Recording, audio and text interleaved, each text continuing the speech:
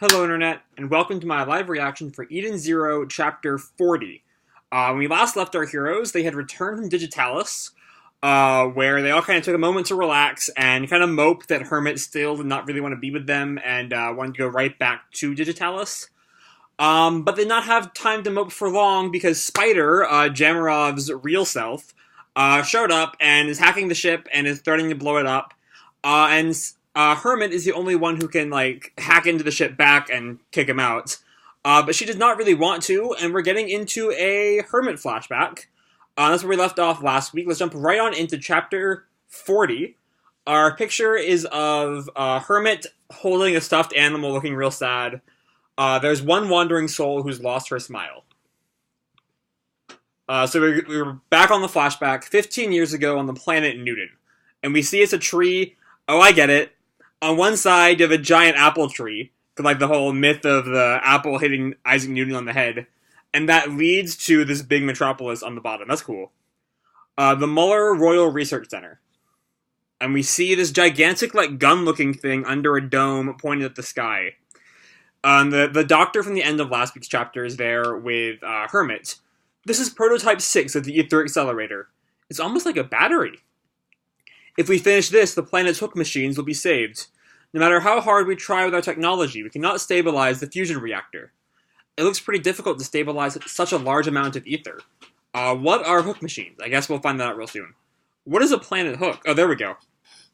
See, and he messes around with the computer. Here. It's the hooks on the planet next to us. It's the planet where machines have been either abandoned or disposed of. Ooh, that is going to lead to some things. They have no place to go. They just live without meaning. On top of that, there's a serious shortage of ether. How sad. If we're able to complete this ether accelerator, we'll be able to supply ether to that planet. That may be true, but Professor Mueller, why do you want to help that planet out so much? Just as machines can't live without humans, don't you think humans can't live without machines? We're both in need of each other. I believe in good fellowship between humans and machines. So I was thinking the existence of that, scrap planet would lead to Hermit's discomfort, but it seems that there's a more benevolent thing going on here, at least on the surface. And Hermit can only look at him, and he kind of, scratches his head.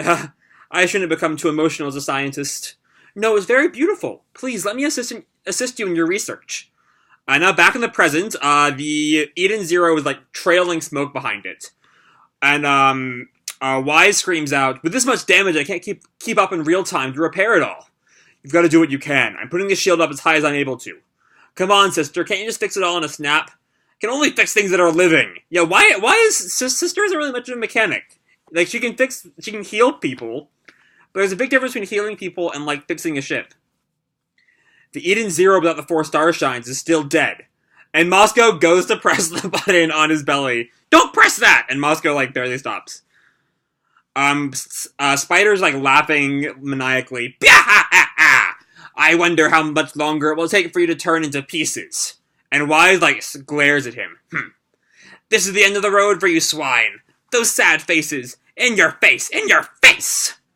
And a bunch more explosions are, surrounding Hermit in the dress factory. And, Shiki is banging on the door. Hermit, open up this door!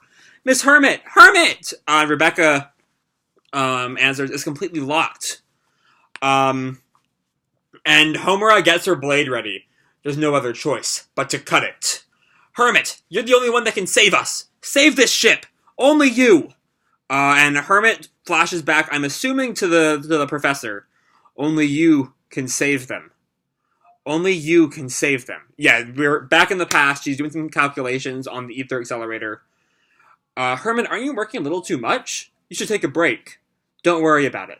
I'm almost finished with the calculation on how to stabilize the ether fusion reactor.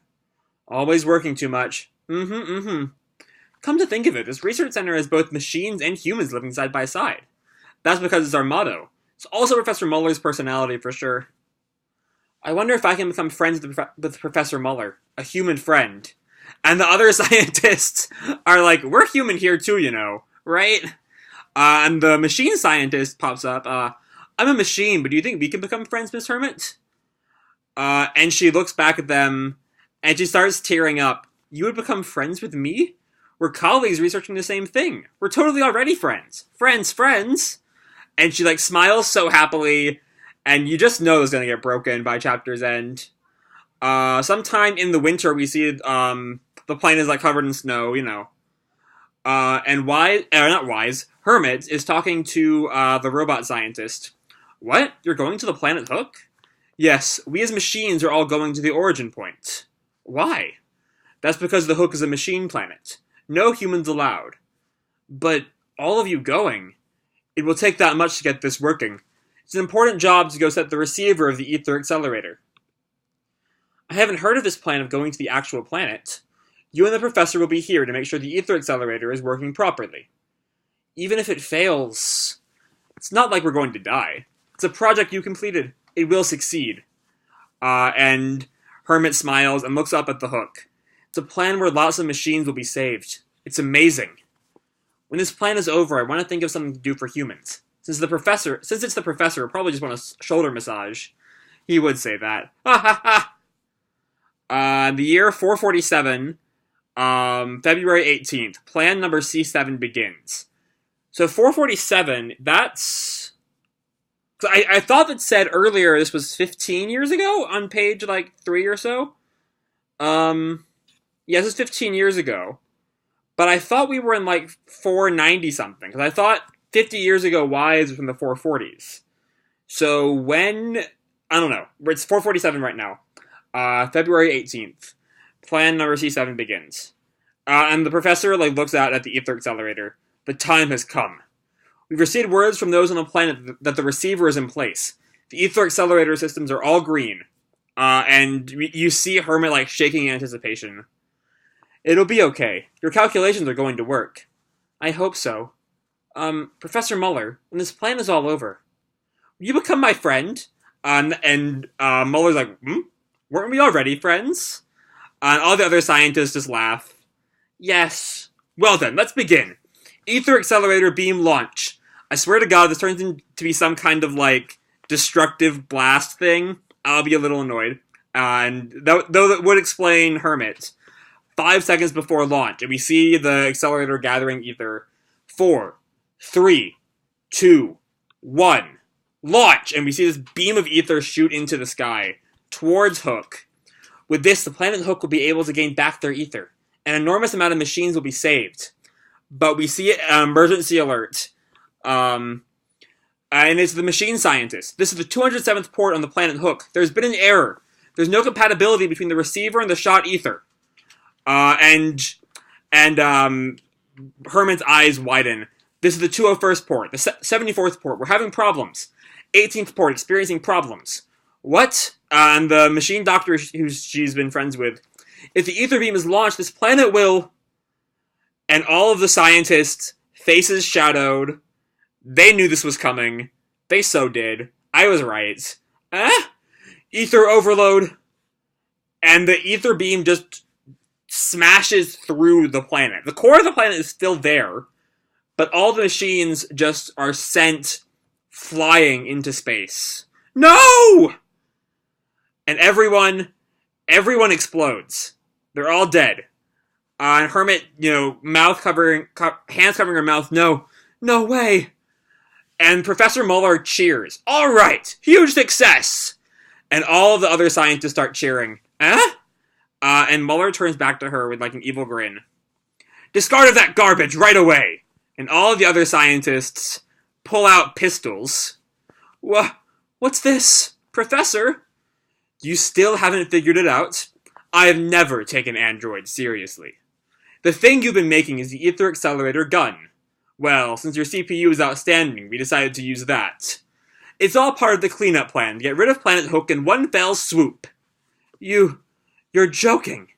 We decided not to send you to the planet just in case, but we have no use for you anymore. But, Professor, you said humans and machines work together.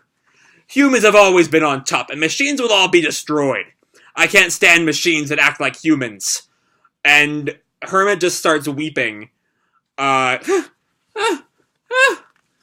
so disturbing. Hurry and destroy her. Kill her! Easy there, Professor. Calm down. She's been very valuable to us thus far. She still has some value left for us to use.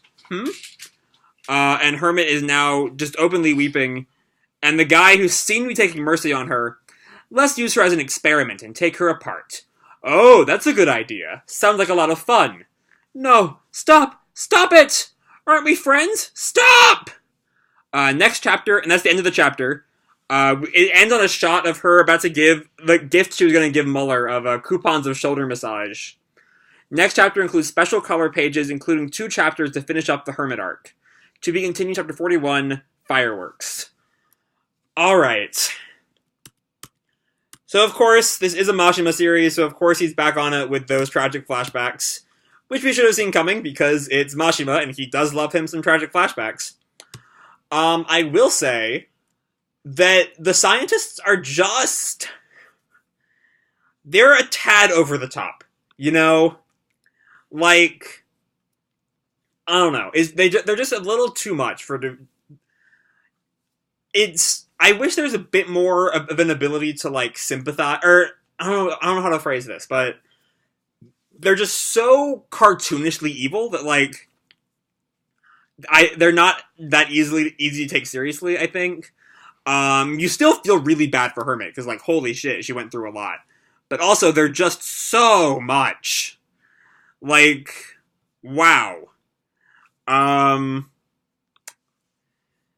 Yeah, that's pretty much the focus of this episode, of this chapter, I mean. Also, what we do see, though, is that Shiki's mention of only you can save us, is definitely not going to be good for getting Hermit to help out, given that's exactly what Mueller told her, back when she accidentally destroyed Hook. But yeah, this is definitely the darkest, Eden Zero is gone. It is its first, real tragic flashback. But I do feel like the scientists are just so cartoonishly evil. You know? Like, if something... I mentioned a little bit in Sunday's Boruto review, how even when the villain of the current arc, Tosaka, goes full-on ham evil like Mueller and the scientists do in this chapter, he still has this kind of, like, wide-eyed innocence to him that kind of made his character endearing when we thought he was a good guy. That's not here at all in the scientists. They're so, you know, over-the-top evil. That's really my biggest problem with this chapter. Yeah. But it happened. And, you know, everything makes sense now, of course. That's why she, ran away from the world, why she hates humans so much. You know, so as a way to explain Hermit, it makes perfect sense, of course. But it's still just a little it's more than a little over the top.